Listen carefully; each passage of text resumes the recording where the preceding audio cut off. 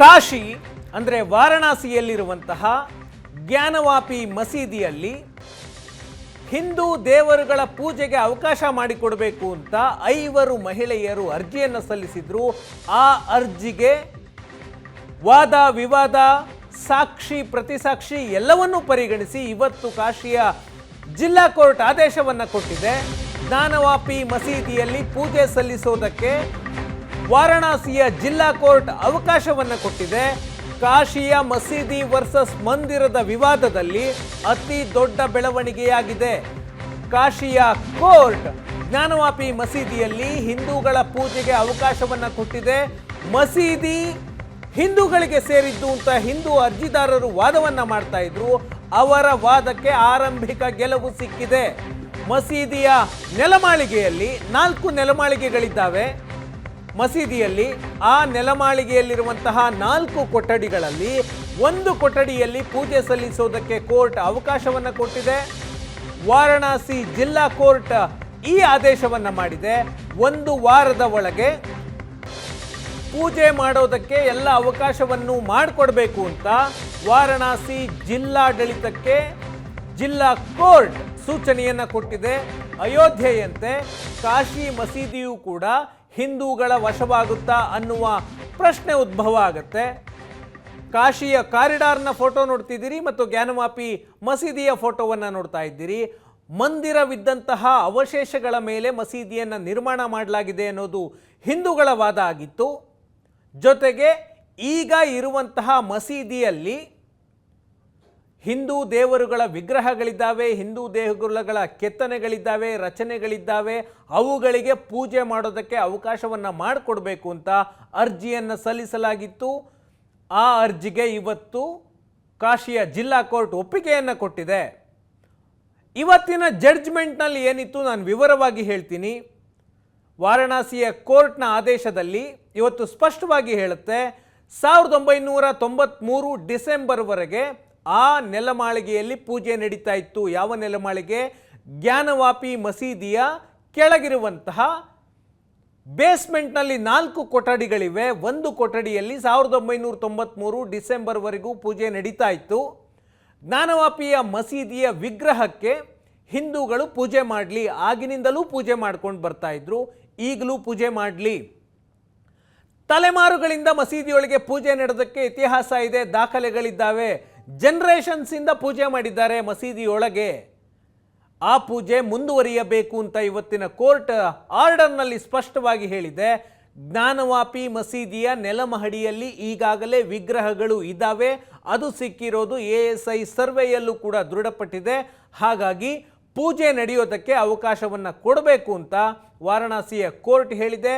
ಆ ವಿಗ್ರಹಗಳಿಗೆ ಪೂಜೆ ಮಾಡಬೇಕು. ಎಲ್ಲಿ ಪೂಜೆ ಮಾಡಬೇಕು ಅನ್ನೋದನ್ನು ಕೂಡ ಕೋರ್ಟ್ ಸ್ಪಷ್ಟವಾಗಿ ಹೇಳುತ್ತೆ. ಜ್ಞಾನವಾಪಿಯ ವ್ಯಾಸ್ ಕಾ ಟೆಹಖಾನ ಅನ್ನುವ ಕೊಠಡಿಯಲ್ಲಿ ಪೂಜೆ ಮಾಡೋದಕ್ಕೆ ಅವಕಾಶವನ್ನು ಕೊಡಲಾಗಿದೆ. ಮಸೀದಿಯ ಕೆಳಭಾಗದಲ್ಲಿ ಬೇಸ್ಮೆಂಟ್ನಲ್ಲಿ 4 ಸೆಲ್ಲರ್ಗಳಿದ್ದಾವೆ.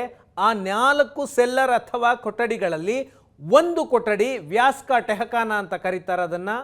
ಆ ಕೊಠಡಿಯಲ್ಲಿ ಪೂಜೆ ಮಾಡೋದಕ್ಕೆ ಅವಕಾಶವನ್ನು ಕೊಡಬೇಕು. ಅವಕಾಶವನ್ನು ನೀಡಿದೆ ಕೋರ್ಟ್. 1 ವಾರದೊಳಗೆ ವಿಗ್ರಹಗಳ ಪೂಜೆಗೆ ಅವಕಾಶ ಮಾಡಿಕೊಡ್ಬೇಕು. ಕಾಶಿ ವಿಶ್ವನಾಥ ದೇಗುಲದ ಅರ್ಚಕರಿಗೆ ಪೂಜೆ ಸಲ್ಲಿಸೋದಕ್ಕೆ ಅವಕಾಶ ಕೊಟ್ಟಿದೆ. ಕಾಶಿ ವಿಶ್ವನಾಥನ ಟ್ರಸ್ಟ್ ಪೂಜೆಗೆ ಅರ್ಚಕರನ್ನು ನೇಮಕ ಮಾಡಬೇಕು ಅಂತಲೂ ಕೋರ್ಟ್ ಹೇಳಿದೆ. ಜಿಲ್ಲಾಡಳಿತ 1 ವಾರದ ಒಳಗಾಗಿ ಪೂಜೆಗೆ ಎಲ್ಲ ವ್ಯವಸ್ಥೆಯನ್ನು ಮಾಡಿಕೊಡ್ಬೇಕು. ಜೊತೆಗೆ ಈಗ ಆ ವ್ಯಾಸ್ ಕಾ ಟೆಹಖಾನ ಅನ್ನುವ ಕೊಠಡಿ ಏನಿದೆ ಅದಕ್ಕೆ ಬ್ಯಾರಿಕೇಡ್ಗಳನ್ನು ಹಾಕಿ ಕ್ಲೋಸ್ ಮಾಡಲಾಗಿದೆ. ಆ ಬ್ಯಾರಿಕೇಡ್ಗಳನ್ನು ತೆಗೆದು ಹಾಕಬೇಕು ಅಂತ ವಾರಣಾಸಿಯ ಜಿಲ್ಲಾ ಕೋರ್ಟ್ ಆದೇಶವನ್ನು ಕೊಟ್ಟಿದೆ. 1993ರವರೆಗೆ ವಾರಣಾಸಿಯಲ್ಲಿರುವಂತಹ ಜ್ಞಾನವಾಪಿ ಮಸೀದಿಯ ಅಂಡರ್ಗ್ರೌಂಡ್ನಲ್ಲಿ ಸೆಲ್ಲರ್ನಲ್ಲಿ 1 ಕೊಠಡಿ ವ್ಯಾಸ್ ಟೆಹಖಾನದಲ್ಲಿ ಪೂಜೆ ನಡೀತಾ ಇತ್ತು. ಅವತ್ತಿನ ಮುಖ್ಯಮಂತ್ರಿ ಮುಲಾಯಂ ಸಿಂಗ್ ಯಾದವ್ ಪೂಜೆಗೆ ಅವಕಾಶ ನಿರಾಕರಿಸಿ ಅಲ್ಲಿ ಬ್ಯಾರಿಕೇಡ್ ಹಾಕಿದ್ರು, ತಂತಿ ಬೇಲಿಯನ್ನು ನಿರ್ಮಾಣ ಮಾಡಿದ್ರು. ಅಂದಿನಿಂದ ಇಂದಿನವರೆಗೆ ಪೂಜೆ ನಡೀತಿಲ್ಲ. ಈಗ ಪೂಜೆಗೆ ಅವಕಾಶ ಕೊಡಬೇಕು ಅಂತ 5 ಮಹಿಳೆಯರು ಅರ್ಜಿ ಸಲ್ಲಿಸಿದ್ರು. ಆ ಅರ್ಜಿಗೆ ವಾರಣಾಸಿ ಜಿಲ್ಲಾ ಕೋರ್ಟ್ ಒಪ್ಪಿಗೆಯನ್ನು ಕೊಟ್ಟಿದೆ. ಜ್ಞಾನವಾಪಿ ಮಸೀದಿಯಲ್ಲಿ 4 ಸೆಲ್ಲರ್ಗಳಿದ್ದಾವೆ ಅಂತ ಹೇಳಿದೆ, 4 ಕೊಠಡಿಗಳಿದ್ದಾವೆ, ನೆಲಮಾಳಿಗೆಗಳಿದ್ದಾವೆ. ಅದರಲ್ಲಿ 3 ಭಾಗಗಳನ್ನು ಈಗ ಲಾಕ್ ಮಾಡಲಾಗಿದೆ, ಸೀಲ್ ಮಾಡಲಾಗಿದೆ. 3 ಕೊಠಡಿಗಳನ್ನು. ಒಂದು ಕೊಠಡಿ ವ್ಯಾಸ್ಕ ಟೆಹಖಾನ ಅಂತ ವ್ಯಾಸ ಕುಟುಂಬ, ಕಾಶಿಯ ಒಂದು ಕುಟುಂಬದ ಹಿಡಿತದಲ್ಲಿತ್ತು. 3 ಕೊಠಡಿಗಳು ಜ್ಞಾನವಾಪಿ ಮಸೀದಿಯ ಕಮಿಟಿಯ ಹಿಡಿತದಲ್ಲಿದ್ದಾವೆ. ಆ ಒಂದು ನೆಲಮಾಳಿಗೆಯನ್ನು ಈಗ ಕ್ಲೋಸ್ ಮಾಡಲಾಗಿದೆ. ಅರ್ಚಕರ ವಶದಲ್ಲಿ ಈಗಲೂ ಇದೆ, ಆದರೆ ಪೂಜೆ ಸಲ್ಲಿಸೋದಕ್ಕೆ ಅವಕಾಶ ಇಲ್ಲ. ಸರ್ಕಾರ 1993ರಲ್ಲಿ ಮುಲಾಯಂ ಸಿಂಗ್ ಯಾದವ್ ಸರ್ಕಾರ ಅದನ್ನು ರದ್ದು ಮಾಡಿತ್ತು, ಪೂಜೆಗೆ ಅವಕಾಶವನ್ನು ನಿರಾಕರಿಸಿತ್ತು. ಅಂದಿನಿಂದ ಇಂದಿನವರೆಗೆ ಸ್ಟೇಟಸ್ ಕೋ ಮೇಂಟೈನ್ ಮಾಡಲಾಗಿತ್ತು. ಈಗ ಕೋರ್ಟ್ ಆ ಒಂದು ಕೊಠಡಿಯಲ್ಲಿ, ವ್ಯಾಸ ಕುಟುಂಬದ ವಶದಲ್ಲಿರುವಂತಹ ಕೊಠಡಿಯಲ್ಲಿ ಪೂಜೆ ಮಾಡೋದಕ್ಕೆ ಅವಕಾಶವನ್ನು ಕೊಟ್ಟಿದೆ. ಹಿಂದೂ ಅರ್ಜಿದಾರರು ಉಳಿದ 3 ಸೆಲ್ಲರ್ಗಳಲ್ಲೂ ಏನಿದೆ ಅನ್ನೋದು ತನಿಖೆ ಆಗಬೇಕು, ಉತ್ಖನನ ನಡಿಬೇಕು ಅನ್ನುವ ವಾದಗಳನ್ನು ಮುಂದಿಟ್ಟಿದ್ದಾರೆ. ಇತ್ತೀಚೆಗೆ ನಡೆದಂತಹ ವೈಜ್ಞಾನಿಕ ಉತ್ಖನನದಲ್ಲೂ ಕೂಡ ಆ ಸೆಲ್ಲರ್ಗಳಲ್ಲಿ ಏನೇನಿದೆ ಅನ್ನೋದನ್ನು ವೈಜ್ಞಾನಿಕವಾಗಿ ಕಂಡುಹಿಡಿದಿದ್ದಾರೆ. ಆದರೆ ಅವುಗಳನ್ನು ಓಪನ್ ಮಾಡಿ ಒಳಗೆ ಹೋಗಿ ಪರಿಶೀಲನೆಗೆ ಅವಕಾಶ ಕೊಡಬೇಕು ಅನ್ನುವ ವಾದ ಕೂಡ ಇದೆ. ಇನ್ನು ಇದು ಮಸೀದಿಯಲ್ಲ ಮಂದಿರ ಅನ್ನೋದಕ್ಕೆ ಸಾಕ್ಷ್ಯ ಏನಿದೆ ಅಂತ ಹಿಂದಿನಿಂದಲೂ ಕೇಳ್ತಾ ಇದ್ರು. ಕೋರ್ಟ್ ಉತ್ಖನನ ಮಾಡಿ ವೈಜ್ಞಾನಿಕ ಸಮೀಕ್ಷೆಯನ್ನು ಮಾಡಿ ಅಂತ ಆದೇಶವನ್ನು ಕೊಡ್ತು. ASI ಪುರಾತತ್ವ ಇಲಾಖೆ ಸಮೀಕ್ಷೆಯನ್ನು ನಡೆಸ್ತು. 2-3 ತಿಂಗಳ ಕಾಲ ನಡೆದಂತಹ ಸಮೀಕ್ಷೆ. ಆ ಸಮೀಕ್ಷೆಯಲ್ಲಿ ಸ್ಪಷ್ಟವಾಗಿ ಹೇಳುತ್ತೆ ASI, ಮಸೀದಿ ನಿರ್ಮಾಣಕ್ಕೂ ಮುನ್ನ ಈ ಜಾಗದಲ್ಲಿ ಭವ್ಯ ಹಿಂದೂ ದೇವಾಲಯವಿತ್ತು. ಇದು ASIನ ರಿಪೋರ್ಟು. ನೀವು ಸ್ಕ್ರೀನ್ ಮೇಲೆ ನೋಡ್ತಾ ಇದ್ದೀರಾ, ASIನ ರಿಪೋರ್ಟ್ನ ಕಾಪಿಗಳದವು. ಆ ರಿಪೋರ್ಟ್ನಲ್ಲಿ ಏನಿದೆ ಜಿಸ್ಟ್ ಹೇಳ್ತೀನಿ. 800 ಪೇಜ್ಗಳ ರಿಪೋರ್ಟನ್ನು ಸಲ್ಲಿಕೆ ಮಾಡಿದ್ದಾರೆ ಕೋರ್ಟ್ಗೆ. ಅದರಲ್ಲಿ ಮಸೀದಿ ನಿರ್ಮಾಣ ಆಗುವುದಕ್ಕೂ ಮುನ್ನ ಈ ಜಾಗದಲ್ಲಿ ಭವ್ಯ ದೇವಾಲಯವಿತ್ತು. 1676ರಿಂದ 1677ರ ಮಧ್ಯೆ ಮಂದಿರದ ಅವಶೇಷಗಳ ಮೇಲೆ ಮಸೀದಿಯನ್ನು ನಿರ್ಮಾಣ ಮಾಡಲಾಗಿದೆ. ಮಸೀದಿ ನಿರ್ಮಾಣಕ್ಕೂ ಮುನ್ನ ದೇವಸ್ಥಾನ ಇದ್ದುದಕ್ಕೆ ಹಲವು ಸಾಕ್ಷಿಗಳಿವೆ. ವೈಜ್ಞಾನಿಕ ಉತ್ಖನನದ ವೇಳೆ ವಿಗ್ರಹಗಳು ಸಿಕ್ಕಿದ್ದಾವೆ, ಶಾಸನಗಳು ಸಿಕ್ಕಿದ್ದಾವೆ, ಹಿಂದೂ ಕೆತ್ತನೆಗಳು ಸಿಕ್ಕಿದ್ದಾವೆ. ಜೊತೆಗೆ ಜ್ಞಾನವಾಪಿಯ ಪಶ್ಚಿಮ ಗೋಡೆ ಕಲ್ಲುಗಳಿಂದ ನಿರ್ಮಿಸಲಾಗಿದ್ದ ದೇವಸ್ಥಾನದ ಗೋಡೆ. ಈಗಲೂ ಹೊರಗಿನಿಂದ ನೋಡಿದ್ರೆ ಸ್ಪಷ್ಟವಾಗಿ ಕಾಣುತ್ತೆ ಅದು ದೇವಸ್ಥಾನದ ಕಟ್ಟಡ ಅಂತ. ದೇಗುಲಗಳ ಗೋಡೆಗಳ ಮೇಲೆ ಗುಮ್ಮಟವನ್ನು ನಿರ್ಮಾಣ ಮಾಡಲಾಗಿದೆ, ಮಿನಾರ್ಗಳನ್ನು ಕಟ್ಟಲಾಗಿದೆ. ಮಸೀದಿಯ ನಿರ್ಮಾಣಕ್ಕೆ ಹಳೆಯ ದೇಗುಲದ ಕಂಬಗಳನ್ನು ಬಳಸಲಾಗಿದೆ. ಇದೇ ರೀತಿ ಅಯೋಧ್ಯೆಯಲ್ಲೂ ಮಾಡಲಾಗಿತ್ತು. ಅಯೋಧ್ಯೆ ಉತ್ಖನನದ ವೇಳೆಯೂ ಕೂಡ ಮಸೀದಿಯ ಒಳಗೆ ಬಳಸಲಾಗಿದ್ದ ಕಂಬಗಳು ದೇಗುಲಕ್ಕೆ ಹಳೆಯ ದೇಗುಲದ ಕಂಬಗಳನ್ನು ಬಳಸಲಾಗಿತ್ತು. ಇಲ್ಲೂ ಕೂಡ ಅದೇ ರೀತಿಯಾಗಿ ಹಳೆಯ ದೇಗುಲದ ಕಂಬಗಳನ್ನು ಮಸೀದಿಗೆ ಬಳಸಲಾಗಿದೆ. ಜ್ಞಾನವಾಪಿ ಮಸೀದಿಯ ಉತ್ಖನನದ ವೇಳೆ 55 ವಿಗ್ರಹಗಳು, ಶಾಸನಗಳು ಸಿಕ್ಕಿದ್ದಾವೆ. ಮಸೀದಿಯಾಗಿ ಬದಲಾದ ಮೇಲೆ ಹಿಂದೂಗಳ ಕುರುಹು ನಾಶ ಮಾಡುವಂತಹ ಪ್ರಯತ್ನಗಳು ನಡೆದಿದ್ದಾವೆ. ಮಸೀದಿಯಲ್ಲಿ ದೇವನಾಗರಿ, ತೆಲುಗು, ಕನ್ನಡದ ಶಾಸನಗಳು ಸಿಕ್ಕಿದ್ದಾವೆ. ಜ್ಞಾನವಾಪಿಯಲ್ಲಿ ಸಿಕ್ಕ ಶಾಸನಗಳಲ್ಲಿ ವಿಷ್ಣು, ರುದ್ರ ಮತ್ತು ವಿಶ್ವೇಶ್ವರನ ಹೆಸರುಗಳಿದ್ದಾವೆ. ಈ ಜ್ಞಾನವಾಪಿಯಲ್ಲಿ ಸಿಕ್ಕಂತಹ ಶಾಸನಗಳ ಅವಧಿ 12ರಿಂದ 17ನೇ ಶತಮಾನದ್ದು. ಕಾರ್ಬನ್ ಡೇಟಿಂಗ್ ಅನ್ನುವ ವೈಜ್ಞಾನಿಕ ವಿಧಾನವನ್ನು ಬಳಸಿಕೊಂಡು ಯಾವ ಕಾಲದ್ದು ಅನ್ನುವ ನಿರ್ಧಾರಕ್ಕೆ ಬರಲಾಗಿದೆ. ಕೆಲವು ದೇವರ ವಿಗ್ರಹಗಳನ್ನು ನೆಲಮಹಡಿಯ ಸೆಲ್ಲರ್ನಲ್ಲಿ ಮಣ್ಣಿನಲ್ಲಿ ಊತು ಹಾಕಲಾಗಿದೆ. ಇದು ASI ಕೊಟ್ಟಿರುವಂತಹ ರಿಪೋರ್ಟ್. ಇವತ್ತು ಕೊಟ್ಟಿರುವಂತಹ ವಾರಣಾಸಿ ಕೋರ್ಟ್ನ ಆದೇಶ ಈ ಮಂದಿರ ಮತ್ತು ಮಸೀದಿ ವಿವಾದದಲ್ಲಿ ಅತಿ ಮುಖ್ಯ. ಯಾಕಂದರೆ 1986ರಲ್ಲಿ ಅಯೋಧ್ಯೆಯಲ್ಲಿ ಆಗಿನ್ನೂ ಬಾಬ್ರಿ ಮಸೀದಿ ಇತ್ತು. ಬಾಬ್ರಿ ಮಸೀದಿ ಇದ್ದಾಗಲೇ ಬಾಬ್ರಿ ಮಸೀದಿಯ ಒಳಗೆ ಸೆಂಟರ್ ಡೋಮ್ ಕೆಳಗಡೆ ಇಡಲಾಗಿದ್ದಂತಹ ರಾಮನ ಪೂಜೆಗೆ ಅವತ್ತಿನ ಫೈಜಾಬಾದ್ ಕೋರ್ಟ್ ಆದೇಶವನ್ನು ಕೊಟ್ಟಿತ್ತು. ಅದೇ ಮಾದರಿಯಲ್ಲಿ ಈಗ ವಾರಣಾಸಿಯ ಕೋರ್ಟ್ ಕೂಡ ಆದೇಶವನ್ನು ಕೊಟ್ಟಿದೆ. ಹಾಗಾಗಿ ಇದು ಅಯೋಧ್ಯೆಯಂತೆಯೇ ಈ ವಿವಾದವೂ ಕೂಡ ಮುಂದುವರಿಯುತ್ತೆ ಅನ್ನೋದಕ್ಕೆ ಸ್ಪಷ್ಟ ಸೂಚನೆ ಇದು. ಜ್ಞಾನವಾಪಿಯ ಸರ್ವೆಯಲ್ಲಿ ಏನೆಲ್ಲ ಸಿಕ್ತು? 55 ಶಿಲ್ಪಕಲೆಗಳು ಸಿಕ್ಕಿದ್ವು. ಅದರಲ್ಲಿ ಶಿವಲಿಂಗಗಳಿದ್ವು, ವಿಷ್ಣು ವಿಗ್ರಹಗಳಿದ್ವು, ಶಾಸನಗಳು ಸಿಕ್ಕಿದ್ವು, ಗಣೇಶನ ವಿಗ್ರಹ 3 ಸಿಕ್ಕಿದ್ವು, ನಂದಿ ವಿಗ್ರಹ 2, ಆಂಜನೇಯನ 5 ವಿಗ್ರಹಗಳು ಸಿಕ್ಕಿದ್ವು. ಒಟ್ಟು 55. ಅದರಲ್ಲಿ ದೇವರ ವಿಗ್ರಹಗಳ ಲಿಸ್ಟ್ ಇಷ್ಟು. ಇನ್ನು ಕನ್ನಡದ ಶಾಸನ ಒಂದು ಪತ್ತೆಯಾಯಿತು ವೈಜ್ಞಾನಿಕ ಸಮೀಕ್ಷೆಯ ಅವಧಿಯಲ್ಲಿ. ಆ ಕನ್ನಡದ ಶಾಸನದಲ್ಲಿ ಸ್ಪಷ್ಟವಾಗಿ ಬರೆದಿದೆ, ಕನ್ನಡದಲ್ಲಿ ದೊಡ್ಡರಸಯ್ಯನ ನರಸಿಂಹನ ಭಿನ್ನಹ. ಇದು ಕನ್ನಡದಲ್ಲಿ ಬರೆದಿರುವಂಥದ್ದು. ವಿಜಯನಗರದ ಪಾಳೆಗಾರರ ಕಾಲದ ಶಾಸನ ಇದಾಗಿರಬಹುದು. ದೇವರಿಗೆ ಸೇವಾರ್ಥ ಕೊಟ್ಟಾಗ ಕಲ್ಲಿನ ಮೇಲೆ ಇದನ್ನು ಬರೆದು ಕೊಡಲಾಗಿದೆ ಅನ್ನುವ ಮಾಹಿತಿಗಳಿದ್ದಾವೆ.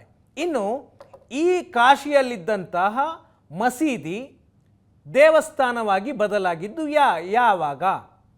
ಕಾಶಿಯ ದೇವಸ್ಥಾನವನ್ನು 1669 ಸೆಪ್ಟೆಂಬರ್ 2ನೇ ತಾರೀಕು ಔರಂಗಜೇಬ, ಮೊಘಲ್ ದೊರೆ ಔರಂಗಜೇಬನ ಆದೇಶದ ಮೇಲೆ ಧ್ವಂಸ ಮಾಡಲಾಗಿತ್ತು. ಇದಕ್ಕೆ ಸಾಕ್ಷಿ ಇದೆ. ಔರಂಗಜೇಬ ತನ್ನ ಇತಿಹಾಸವನ್ನು ತಾನೇ ಬರೆಸ್ಕೊಂಡಿದ್ದ ಮಾಸಿರ್-ಎ ಆಲಂಗಿರಿ ಅನ್ನುವ ಪುಸ್ತಕದಲ್ಲಿ ಈ ಡೇಟನ್ನು ಸ್ಪಷ್ಟವಾಗಿ ಉಲ್ಲೇಖ ಮಾಡಲಾಗಿದೆ. 1669 ಸೆಪ್ಟೆಂಬರ್ 22ಕ್ಕೆ ಅಲ್ಲಿದ್ದಂತಹ ಭವ್ಯ ಕಾಶಿಯ ವಿಶ್ವನಾಥ ದೇಗುಲವನ್ನು ಧ್ವಂಸ ಮಾಡಿದ್ದಕ್ಕೆ ಔರಂಗಜೇಬನೇ ಸ್ವತಃ ಬರೆಸಿಕೊಂಡಿದ್ದಾನೆ, ನಾನೇ ಇದನ್ನು ಧ್ವಂಸ ಮಾಡಿಸಿದ್ದೆ ಅಂತ. ಹಾಗಿದ್ರೆ ಮಂದಿರ ನಿರ್ಮಾಣ ಆಗಿದ್ಯಾವಾಗ ದೇಗುಲದ ಅವಶೇಷಗಳ ಮೇಲೆ? ಅದು 1676. 1669 ಸೆಪ್ಟೆಂಬರ್ 2ಕ್ಕೆ ಕಾಶಿ ವಿಶ್ವನಾಥನ ದೇಗುಲ ಧ್ವಂಸ ಆಗುತ್ತೆ. 1676 ಅಂದರೆ 7 ವರ್ಷಗಳ ನಂತರ ಅಲ್ಲಿ ಮಸೀದಿ ನಿರ್ಮಾಣ ಆಗುತ್ತೆ. ಮಸೀದಿ ನಿರ್ಮಾಣ ಆಗಿದ್ದಕ್ಕೆ ಏನು ಸಾಕ್ಷಿ ಇದೆ? ದೇವಸ್ಥಾನದ ಮೇಲೆ ಅಂದರೆ ಅದಕ್ಕೂ ಸಾಕ್ಷಿ ಇದೆ. ಧ್ವಂಸ ಮಾಡಿದ್ದಕ್ಕೆ ಮಾಸಿರ್-ಎ ಆಲಂಗಿರಿ ಔರಂಗಜೇಬನ ಇತಿಹಾಸದ ಬಗ್ಗೆ ಬರೆದಿರುವಂತಹ ಪುಸ್ತಕದಲ್ಲಿ ಉಲ್ಲೇಖ ಇದೆ.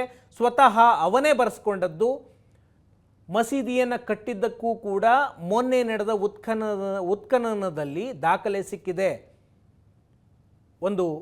ಒಂದು ಶಾಸನ ಇದೆ, ಉರ್ದುವಿನಲ್ಲಿ ಬರೆದಿರುವಂತಹ ಶಾಸನ. ಅದು ಉರ್ದು ಅಥವಾ ಅರೇಬಿಕ್ನಲ್ಲಿ ಬರೆದಿರುವಂತಹ ಶಾಸನ.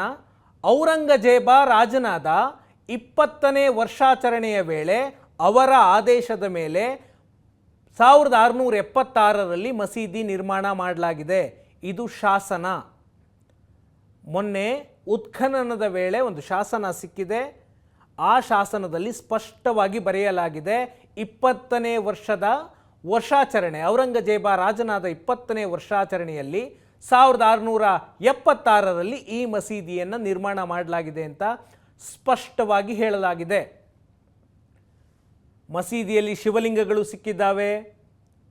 ಅವೆಲ್ಲ ವಿವರವನ್ನು ಕೂಡ ಕಳೆದ ಒಂದು ವಾರದಿಂದಲೂ ಕೂಡ ಬಹಿರಂಗ ಆಗ್ತಾನೇ ಇದೆ. ಈಗ ಇವತ್ತಿನ ಆದೇಶ, ಹಿಂದೂಗಳು ಆ ಭೂಮಿ ನಮ್ಮದು ಅಂತ ವಾದ ಮಾಡ್ತಿದ್ದಾರಲ್ಲ, ಹಲವು ವರ್ಷಗಳಿಂದ ಆ ವಾದಕ್ಕೆ ಮನ್ನಣೆ ಸಿಕ್ಕಂತಾಗಿದೆ. ಅಯೋಧ್ಯೆಯ ವಿಷಯದಲ್ಲೂ ಕೂಡ 1986ರಲ್ಲಿ ಇದೇ ರೀತಿಯಾಗಿ ಪೂಜೆಗೆ ಅವಕಾಶವನ್ನು ಕೊಡಲಾಗಿತ್ತು. ಆ ನಂತರ ಪೂಜೆಯ ನಂತರ 1992ರಲ್ಲಿ ಇಡೀ ಮಸೀದಿಯನ್ನೇ ಧ್ವಂಸ ಮಾಡಲಾಯಿತು. ಕಾನೂನು ಹೋರಾಟದಲ್ಲಿ ಆ ಭೂಮಿ ಹಿಂದೂಗಳಿಗೆ ಸೇರಿದ್ದು ಅನ್ನೋದಕ್ಕೆ ನೂರಾರು ಸಾಕ್ಷಿಗಳಿದ್ವು. ಈ ಬಾಬರ್, ಔರಂಗಜೇಬ, ಮೊಘಲ್ ದೊರೆಗಳು ಅವರೇನು ಈ ನೆಲದಲ್ಲಿ ಹುಟ್ಟಿದಂತಹ ರಾಜರಲ್ಲ, ಈ ನೆಲದಲ್ಲಿ ಬೆಳೆದಂಥವರಲ್ಲ. ಅವರು ಬಂದದ್ದೇ ಈ ನೆಲವನ್ನು ಲೂಟಿ ಮಾಡೋದಕ್ಕೆ, ಈ ನೆಲದ ಮೇಲೆ ದಾಳಿ ಮಾಡೋದಕ್ಕೆ. ಅವರು ಕಟ್ಟಿದ ಮಸೀದಿಗಳು. ಅಯೋಧ್ಯೆಯಲ್ಲಿ ರಾಮನ ದೇಗುಲವನ್ನು ಒಡೆದು ಬಾಬರ್ ಮಸೀದಿ ಕಟ್ಟಿದ. ಕಾಶಿ ವಿಶ್ವನಾಥನ ದೇಗುಲವನ್ನು ಒಡೆದು ಮಸೀದಿಯನ್ನು ಕಟ್ಟಿದ್ದು ಔರಂಗಜೇಬ. 1669 ಸೆಪ್ಟೆಂಬರ್ 2ನೇ ತಾರೀಕು. ಅದೇ ವರ್ಷ ಮಥುರಾದಲ್ಲೂ ಕೂಡ ಕೃಷ್ಣನ ದೇಗುಲವನ್ನು ಕೆಡವಿ ಔರಂಗಜೇಬ ಮಸೀದಿಯನ್ನು ಕಟ್ತಾನೆ, ಶಾಹಿ ಈದ್ಗಾ ಮಸೀದಿ. ಇವುಗಳನ್ನೆಲ್ಲವನ್ನೂ ಕಟ್ಟಿದ್ದು ಹಿಂದೂ ದೇಗುಲಗಳನ್ನು ಒಡೆದು ಅದರ ಅವಶೇಷಗಳ ಮೇಲೆ. ಸ್ವಂತ ಒಂದು ಗೋಡೆಯನ್ನು ಕೂಡ ಇವರು ಕಟ್ಟಲಿಲ್ಲ. ಆದರೆ ಇವತ್ತಿನ ಮುಸ್ಲಿಮರು ದಾಳಿಕೋರರು ಕಟ್ಟಿದಂತಹ ಮಸೀದಿಗಳು ನಮ್ಮ ಪ್ರಾರ್ಥನಾ ಮಂದಿರಗಳು ನಮಗೆ ಸಿಗಬೇಕು ಅಂತ ವಾದ ಮಾಡ್ತಿದ್ದಾರೆ. ಅವರ ವಾದಕ್ಕಿರುವುದು ಒಂದೇ ಆಧಾರ, ಅದು 1991ರ ಪೂಜಾ ಸ್ಥಳಗಳ ಕಾಯ್ದೆ. 1991ರಲ್ಲಿ ಕಾಂಗ್ರೆಸ್ ಸರ್ಕಾರ ತಂದಂತಹ ಪೂಜಾ ಸ್ಥಳಗಳ ಕಾಯ್ದೆ. ಅಯೋಧ್ಯೆಯ ವಿವಾದ ತೀವ್ರವಾದಾಗ ಈ ವಿವಾದ ಬೇರೆ ದೇಗುಲಗಳ ಮೇಲೆ ಪರಿಣಾಮ ಬೀರಬಾರ್ದು ಅಂತ ಆ ಕಾನೂನನ್ನು ತರಲಾಯಿತು. ಆ ಕಾನೂನಿನಲ್ಲಿ ಏನಿದೆ? 1947ಕ್ಕೂ ಮೊದಲು ಯಾವ ಪೂಜಾ ಪದ್ಧತಿ ಇತ್ತೋ, ದೇವಸ್ಥಾನದ ಸ್ವರೂಪ ಯಾವ ಧರ್ಮದಂತೆ ಇತ್ತೋ ಆ ಸ್ವರೂಪ ಬದಲಾಗಬಾರ್ದು, ಆ ಪೂಜಾ ಪದ್ಧತಿ ಬದಲಾಗಬಾರ್ದು ಅಂತ ಕಾನೂನನ್ನು ಮಾಡಲಾಯಿತು. ಆದರೆ ಈ ಕಾಶಿಯ ಜ್ಞಾನವಾಪಿ ಮಸೀದಿಯಲ್ಲಿ, ವಿವಾದಿತ ಕಟ್ಟಡದಲ್ಲಿ 1993ರವರೆಗೂ ಕೂಡ ಪೂಜೆ ನಡೆದಂತಹ ದಾಖಲೆಗಳಿದ್ದಾವೆ. ವ್ಯಾಸ ಕುಟುಂಬದ ಒಡೆತನದಲ್ಲಿ ಇವತ್ತಿಗೂ ಆ ಮಸೀದಿಯ ಒಳಗಿರುವಂತಹ ಒಂದು ಸೆಲ್ಲರ್ನ ಮಾಲೀಕತ್ವ ಇದೆ. ಅವರು 93ರವರೆಗೂ ಪೂಜೆ ಮಾಡ್ತಾ ಇದ್ರು. ಆದರೆ ಮುಲಾಯಂ ಸಿಂಗ್ ಯಾದವ್ ಸರ್ಕಾರ ಆ ಪೂಜೆಗೆ ಆನಂತರದಲ್ಲಿ ಅವಕಾಶವನ್ನು ಕೊಡಲಿಲ್ಲ. ಹಾಗಾಗಿ ಈ ವಿಷಯದಲ್ಲಿ, ಕಾಶಿಯ ವಿಷಯದಲ್ಲಿ ಪೂಜಾ ಸ್ಥಳಗಳ ಕಾಯ್ದೆ ಅನ್ವಯ ಆಗೋದಿಲ್ಲ. ಯಾಕಂದರೆ 1947ಕ್ಕೂ ಮೊದಲು ಯಾವ ಪೂಜಾ ಪದ್ಧತಿ ಇತ್ತೋ, ಯಾವ ಧಾರ್ಮಿಕ ಸ್ವರೂಪ ಇತ್ತೋ ಆ ಸ್ವರೂಪವೇ ಮುಂದುವರಿಬೇಕು ಅಂತ ಪೂಜಾ ಸ್ಥಳಗಳ ಕಾಯ್ದೆ 1991 ಹೇಳುತ್ತೆ. ಆದರೆ 1993ರವರೆಗೂ ಅಲ್ಲಿ ಹಿಂದೂ ವಿಗ್ರಹಗಳನ್ನು ಪೂಜೆ ಮಾಡಿರೋದಕ್ಕೆ ಸಾಕ್ಷ್ಯಗಳಿದ್ದಾವೆ. ಆ ಕಾನೂನಿನ ಸಾಂವಿಧಾನಿಕತ್ವವನ್ನೇ ಸುಪ್ರೀಂ ಕೋರ್ಟ್ನಲ್ಲಿ ಪ್ರಶ್ನೆ ಮಾಡಲಾಗಿದೆ, ಅದು ಬೇರೆ ವಿಷಯ. ಆದರೆ ಆ ಕಾನೂನನ್ನು ತೆಗೆದುಕೊಂಡರೂ ಕೂಡ ಆ ಕಾನೂನು ಕಾಶಿಯ ಜ್ಞಾನವಾಪಿ ಮಸೀದಿ ವಿಷಯದಲ್ಲಿ ಅನ್ವಯವಾಗೋದಿಲ್ಲ. ಜೊತೆಗೆ ಆ ಕಾನೂನಿನಲ್ಲಿ ಯಾವ ಕಟ್ಟಡ ಪುರಾತತ್ವ ಇಲಾಖೆಯ ವಶದಲ್ಲಿರುತ್ತೋ, ಪುರಾತನ ಸ್ಮಾರಕವಾಗಿರುತ್ತೋ ಆ ಕಟ್ಟಡಗಳು ಈ ಕಾನೂನಿನ ವ್ಯಾಪ್ತಿಗೆ ಬರೋದಿಲ್ಲ ಅಂತ ಸ್ಪಷ್ಟವಾಗಿ ಹೇಳುತ್ತೆ. ಈ ಕಟ್ಟಡವೂ ಕೂಡ ಪುರಾತತ್ವ ಇಲಾಖೆಯ ಸ್ಮಾರಕದ ವ್ಯಾಪ್ತಿಗೆ ಬರುತ್ತೆ. ಹಾಗಾಗಿ ಆ ವಿಷಯದಲ್ಲೂ ಕೂಡ ಕಾನೂನು ಅಪ್ಲೈ ಆಗೋದಿಲ್ಲ.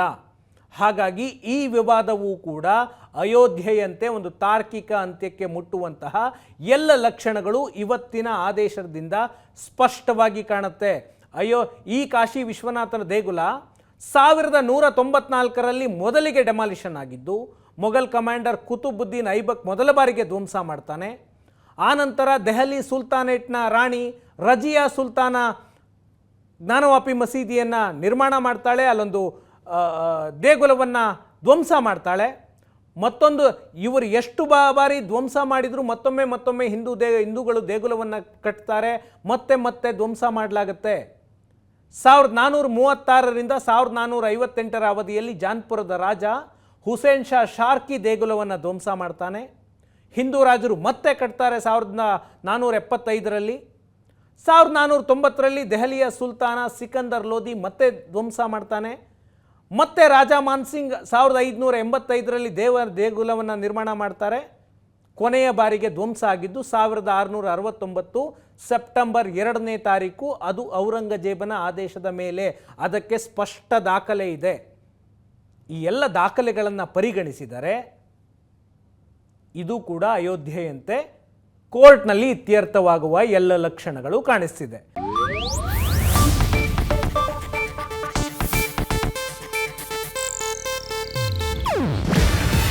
ಇದು ಏಷ್ಯಾನೆಟ್ ನ್ಯೂಸ್ ನೆಟ್ವರ್ಕ್ ಪ್ರಸ್ತುತಿ.